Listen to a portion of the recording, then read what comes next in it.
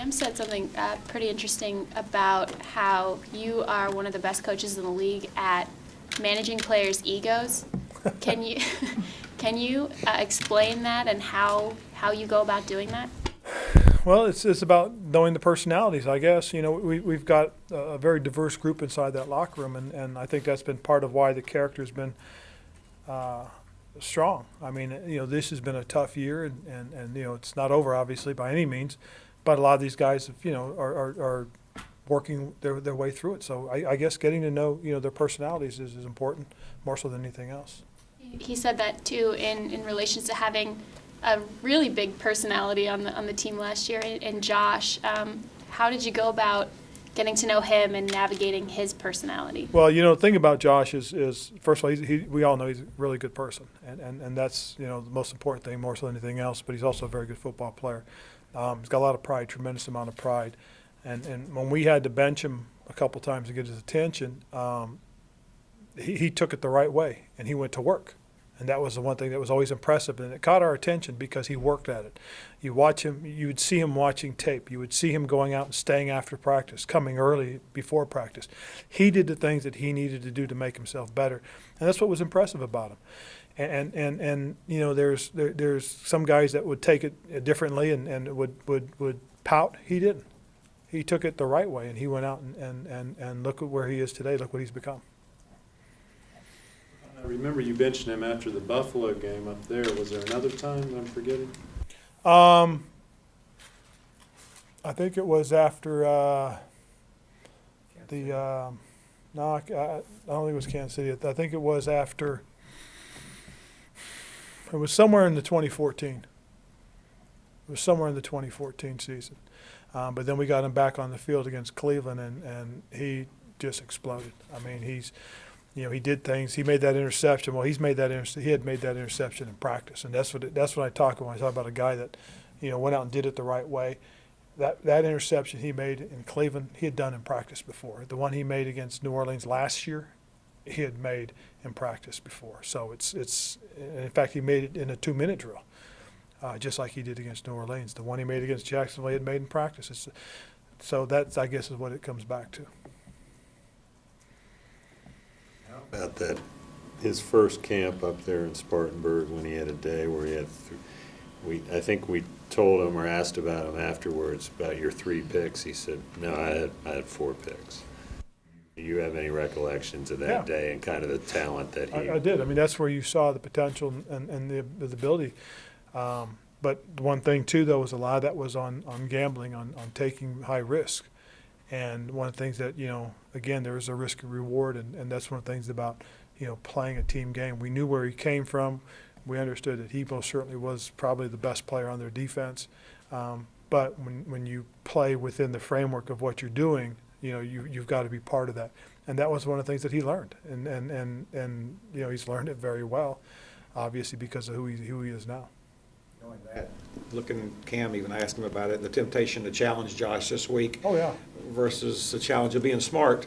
You want to play against the best, and you want to have, you know, have the challenge, and that's what Josh is. Josh is a tremendous challenge, and that was the one thing about him last year for us. He loved that challenge. He loved us putting him on the best receiver on the team. He loved going up against the Odell Beckhams, guys like that. I mean, that to him, you know, Julio Jones brought out the best in him, and I think likewise, I think Julio brought out the best in him. He brought the best out in Julio, and I mean, when you play guys like that, that's the neat thing about it.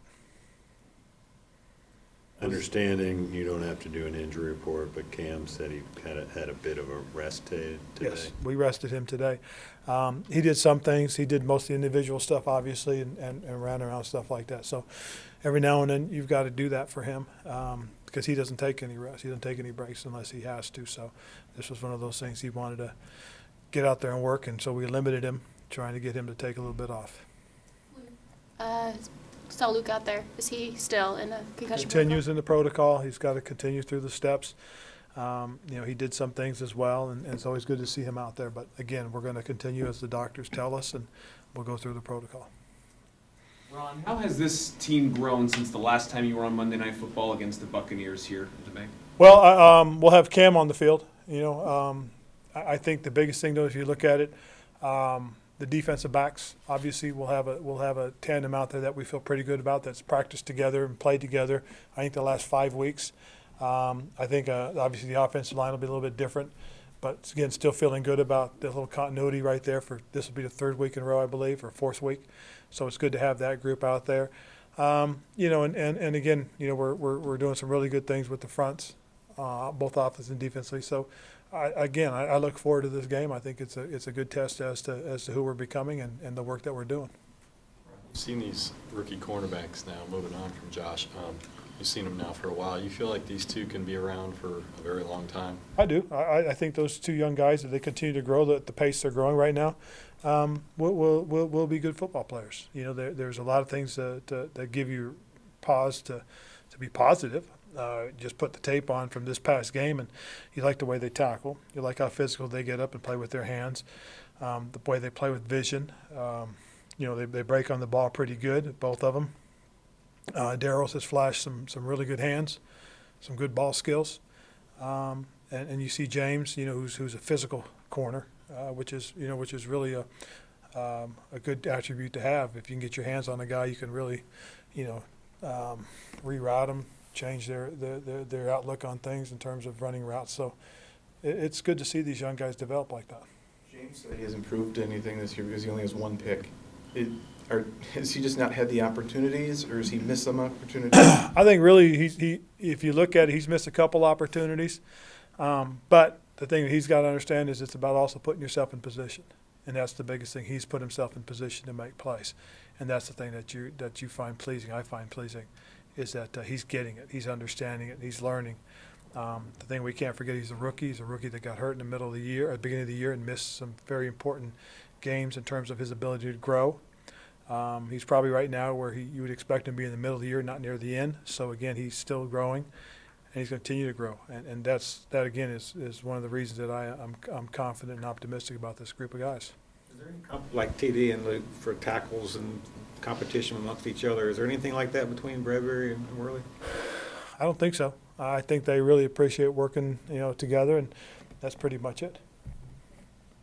As far as Cam, how has he avoided having more rest days, the pounding he's taken over the years? He's a tough guy. He really is. I mean, he's a mentally tough guy, and you know, the thing about, you know, some guys look at rest days as, you know, that it's, you know, it's a show that, you know, you can't take it. You know, that's his mentality. I mean, he's tough-minded, and he wants to be out there and wants to show his teammates that he wants to be out there. And so today was a little bit tough on him. You guys weren't out there to see it, but when the offense would get ready to do theirs, he would do a series of sprints, and then he'd watch it, and then he'd run some more. He can't help himself. Have you seen any signs of like arm fatigue with him late in Cam? the year? No, because he still throws the ball a lot. Just what he does. Kirk Cousins doesn't necessarily have the household name recognition of Brady, but he's doing some pretty good things for this Washington team. How do you try to affect him and impact his game on Monday? Well, first of all, he's got a good group of receivers. He's got playmakers around him, and you know, those guys are dynamic players. He's got a solid tight end, so you know, you've got to be able to handle, you know, not just him but the weapons around him. I think they've got a good running game as well. So, you know, it's one of those things that you've got to be able to get after him early and affect him early. If not, he can have a lot of success. He's got a good arm. He makes most of the throws. He makes good decisions, and he's got a good handle. This is his second full year in Coach Gruden's offense, and he just seems to be getting better and better. Seems like a guy that maybe plays with a bit of a chip on his shoulder as well. Well, I think so, you know, and I think he's trying to prove something. You know, I've heard he has a desire, obviously, to get a long-term contract, and, you know, what better way than to go out and show it. And so that's what I think he's trying to do. Kind of prepping as though Trey will be at tackle again this week. Yes, we are. Again, as we know, and we'll continue to know, when we get Darryl back out there, we'll see. Mario Addison, where has he improved this year? I think Mario's improved his ability to counter. He's always had the quick get off and speed. Now comes the ability to make a counter move, and that's something he's grown better and better and more accustomed to using. So when you watch him, it's not just necessarily about getting up and around the corner, but you see him with the up and unders, you see the spins, you see the deke move where it's step in, pop out, stuff like that. So he's really come a long way, but you've seen that growth, and we've seen it the last couple of years as a situational pass rusher for us. Is he a guy that could be used as an every down in the right scheme, or is he a situational guy? I think it's a combination of both there sometimes where he probably could play 40, 45 plays a game, and there's probably other games where he's probably better suited to play between 25 and 30. You know, if you're going to go up against a mauling offensive line like Oakland, you're probably not going to want him out there, you know, having to take on those tackles and guards that come around. But if you're against a team that's going to throw the ball a little bit more of a finesse, then you want him out there. Ron, Cam was sharing, and he continues to share as the season goes on, kind of some of the nicknames he has for some of his teammates. First of all, do you have one? And second of all, what's the funniest one you've heard from him? I'm Coach. I think that's the extent of my nicknames. I mean, he has had some. I mean, you know, I'm not quite sure if I remember them all, but he has some pretty funny nicknames for some of his teammates, and you know, you'll hear him every now and then. But he does. I can't think of any right now. Was Stewart enjoying his rest day inside? Yes, what a life. You know, that's the beauty of being a running back. You get a sore foot, and you know they want you to stay off of it. All right. Cool. Thank you, guys.